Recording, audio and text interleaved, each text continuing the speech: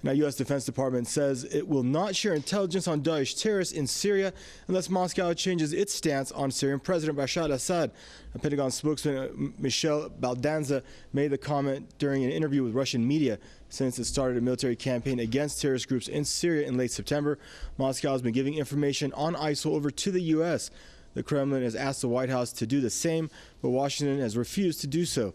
Now, the U.S. and Russia have opposite views regarding the fate of President Bashar al-Assad. Washington insists that Assad does not have a role in Syria's future, whereas Moscow believes only the Syrian people must decide the future of their own country. This disagreement has led to a lack of cooperation between the two countries' operations, and the conflict hit Syria. And now we're joined out of Los Angeles, that is, by Mr. Stephen Kelly, former CIA NSA contractor. Now, Mr. Kelly, many critics have been saying that the eradication of ISIL should be a much higher priority than any political rift between countries or groups after all the atrocities that we've seen coming out of Daesh.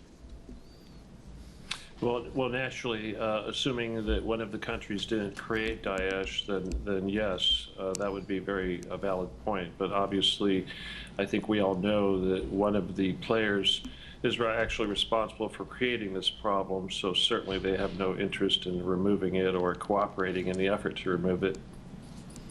And it's funny that you should say that. I mean, how can the Pentagon very directly offer it protection, Daesh protection, to pressure Russia into a particular political position and use this as a carrot in front of the mule's head? It's amazing. It seems like John Kerry is saying something different every week with respect to whether or not the United States believes Assad can stay or go.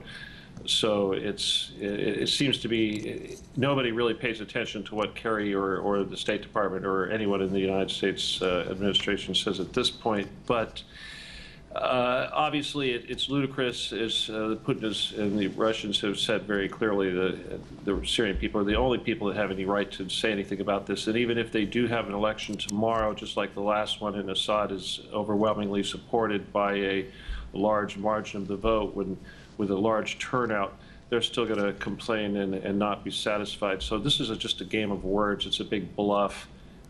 It's intended to make the United States look foolish, and they really don't need any help doing that. And with this kind of tit-for-tat and ultimatum-type foreign policy, isn't this only going to prolong eradication of Daesh? Well, I don't think that this is this public policy talk that's going on for the masses to view is going to have any effect on the actual military campaign that Russia is working on. I don't think that the Russian military is going to waste any time in eradicating this, and certainly with the cooperation of the ground forces of Hezbollah, etc.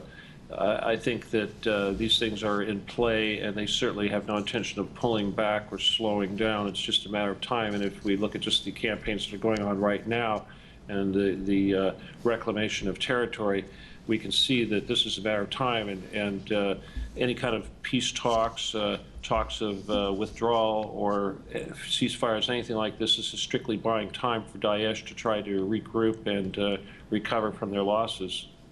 It just seems like the eradication of terrorism is a much more pressing concern than the leadership of a particular country. Anyway, thank you for your input, sir. That's Mr. Stephen Kelly, former CIA NSA contractor, joining us out of Los Angeles.